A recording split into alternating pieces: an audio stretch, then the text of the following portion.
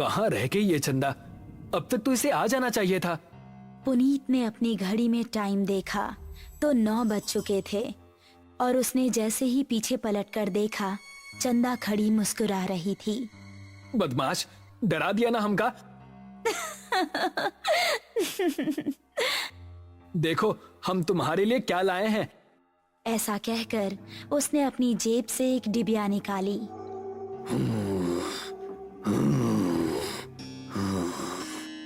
तभी उन दोनों को किसी के सांस लेने की भयानक आवाज सुनाई दी। कौन है? ठीक सामने बरगद के पेड़ के नीचे उनको किसी आदमी का अक्स नजर आया। कौन है? सामने आओ। ये सुनकर भी वो आदमी सामने नहीं आया और जोर जोर से सांस लेने लगा। अभी देखते हैं कौन ससुरा है। ये कहकर पुनीत उसके पास जाने लगा। जैसे ही पुनीत उसके पास पहुंचा, उसने भी 2 कदम आगे बढ़ाकर पुनीत का गला पकड़ लिया। उसको देखकर पुनीत और चंदा दोनों का दिल दहल गया। उस आदमी की गर्दन कटी हुई थी और थोड़ी सी खाल में अटकी लटक रही थी। चंदा चिल्लाई और गांव की तरफ ऐसी भागी कि उसने पलटकर नहीं देखा। गांव पहुंची तो उस टाइम पुनीत के पिता घर के बाहर थे। अरे चंदा बिटिया, इतनी डरी हुई काहे लग रही हो? वो पुनीत। चंदा ने हाफते हुए उनको पूरी कहानी सुनाई। पुनीत के पिता ने अपने साथ कुछ आदमियों को लिया और चंदा उन सभी को लेकर उसी जगह पर पहुंच गई। यही जगह थी वो जहां उसने पुनीत को पकड़ा था। उन लोगों ने इधर उधर नजरें घुमाई तो कोई आसपास नजर नहीं आया। तभी चंदा की गर्दन पर ऊपर से कुछ टपका। उसने हाथ लगाकर देखा तो वो खून था। पेड़ की डाली के ऊपर पुनीत की बिना गर्दन की लाश टंगी हुई थी और उससे खून टपक टपक कर नीचे गिर रहा था। शहर से दूर एक छोटा सा गांव सरूपुर। रात के समय सभी अपने अपने घरों में आराम कर रहे थे। बाबूजी, हम जरा अपने दोस्त महेश से मिलकर आ रहे हैं। उसकी तबीयत जरा ठीक नहीं है ना? ठीक है, लेकिन जल्दी आना। जी बाबूजी। ऐसा कहकर वो खुश होता हुआ घर से निकल गया। आज तो सारे दोस्त मिलकर मस्त पार्टी करेंगे, मजा आ जाएगा। जंगल का रास्ता पकड़ लेता हूँ, जल्दी पहुँच जाऊंगा। अभी वो जंगल में आगे बढ़ ही रहा था कि पीछे से उसको आवाज आई। अकेले ही पार्टी करने जा रहे हो? हमका साथ लेकर नहीं चलना है क्या? अरे अर्पणा और दिव्या, तुम दोनों क्यों हर बार हमारे पीछे पड़ जाती हो? हमका साथ लेकर चलते हो कि बोले अभी तुम्हारे बाबूजी से? अरे नहीं नहीं मेरी माँ, चलो मेरे साथ। थोड़ी देर चलने के बाद वो तीनों एक जगह पहुँचे जहाँ रामू और महेश बैठे हुए थे। अबे ये क्या, तू फिर से लड़कियों को साथ ले आया? क्या करता है यार, हर बार की तरह इस बार भी धमकाने लगी थी दोनों। अब क्या करें, हम दोनों को भी अब पार्टी की आदत पड़ गई है। चलो थोड़ी सी शराब पी ली जाए। उसने पास ही रखी बोतल खोली और गिलासों में शराब पलटने लगा।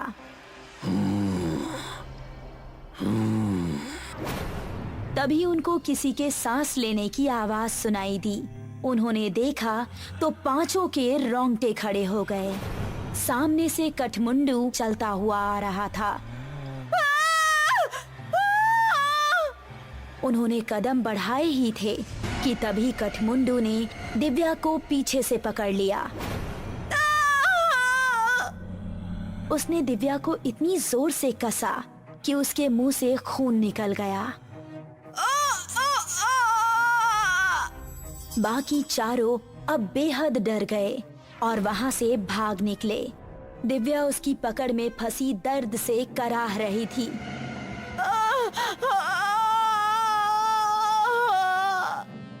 उसने दिव्या को जमीन पर धक्का दिया और उसके ऊपर आ गया।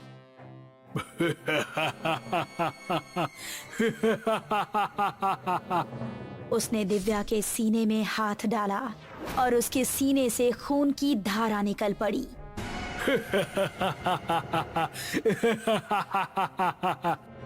बाकी चारों इतना डर चुके थे कि उनको खबर भी नहीं थी कि वो किस दिशा में भाग रहे हैं।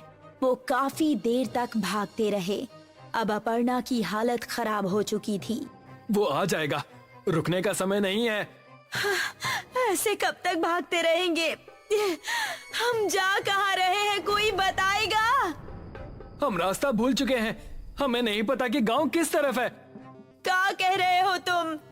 फिर तो हम सबका बचना नामुमकिन है। तभी पेड़ के ऊपर से एक हाथ आया और उसने महेश का गला पकड़ लिया। ये हाथ कठमुंडू का ही था। राकेश ने महेश का पैर पकड़कर उसे बचाना चाहा, लेकिन कठमुंडू ने उसको पूरी तरह से ऊपर खींच लिया और वो तीनों चिल्लाते हुए वहाँ से भाग निकले। वो देखो, सामने वो घर, उसके अंदर चलते हैं। वो तीनों एक घर के अंदर घुस गए और राकेश ने जल्दी से दरवाजा बंद कर दिया। तभी कोई जोर जोर से दरवाजा पीटने लगा। तीनों का शरीर इस समय बुरी तरह से कांप रहा था। दरवाजे की धम धम उनके दिल को दहला रही थी। तभी खिड़की से कठमुंडू का एक हाथ अंदर आया और उसने अपर्णा का हाथ पकड़ लिया। बचाओ! अगर ये यहाँ है तो दरवाजे पर कौन है? राकेश ने दरवाजा खोला तो सामने गांव के बिरजू काका थे। बिरजू काका जल्दी से अंदर आए। उन्होंने कठमुंडू का हाथ पकड़ा और छुड़ाने लगे। कठमुंडू उनके छूते ही चीखने लगा।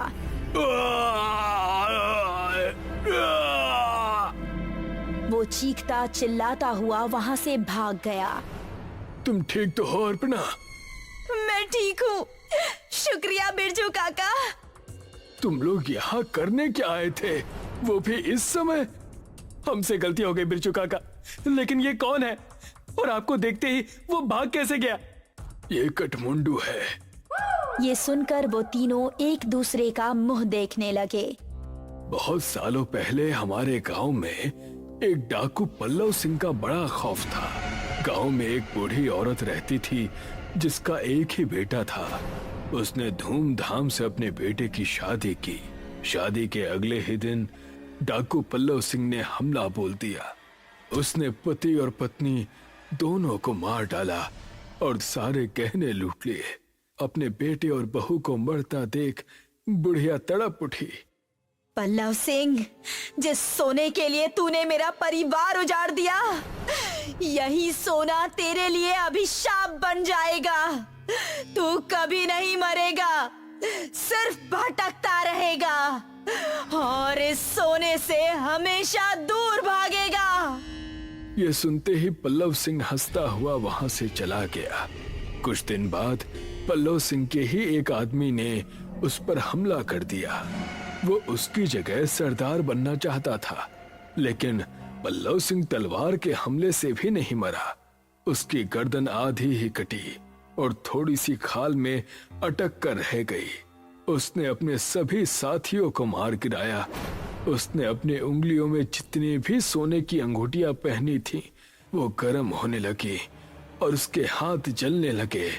बुढ़िया का श्राप अब शुरू हो गया था। उसने सभी अंगूठियां उतार फेंकी और जंगल में भाग गया। तब से अब तक वो जंगल में ही रहता है। मेरे छूने से वो इसलिए भाग गया क्योंकि मेरे हाथ में ये सोने का कड़ा है। ये कहानी सुनकर वो तीनों हैरान रह गए। चलो यहाँ से निकलो, वो फिर से आ सकता है। बिरजू काका को रास्ता पता था, इसलिए वो तीनों उनके पीछे पीछे जा रहे थे। जब वो जंगल की सरहद पर आ पहुंचे थे, तभी कठमुंडू वहां आ गया। उसने अपर्णा का पैर पकड़ लिया।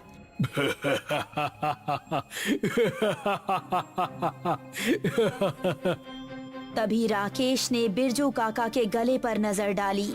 उनके गले में एक सोने की चेन भी थी। उसने चेन को उनके गले से उतारी और कठमुंडू की टूटी हुई गर्दन में डाल दी। उसने चेन को गले से उतारने के लिए जैसे ही छुआ तो उसके हाथ भी जलने लगे।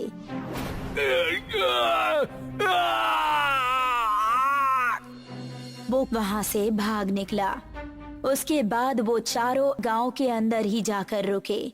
जब उनको देख गांव वाले इकट्ठा हुए तो उन्होंने सबको अपने साथ बीती हुई घटना सुनाई। वो दिन था और आज का दिन है। गांव के सभी लोग हमेशा अपने साथ सोने की कोई ना कोई चीज जरूर रखते हैं और अभी भी उनको जंगल में कहीं ना कहीं कठमुंडू नजर आता ही रहता है।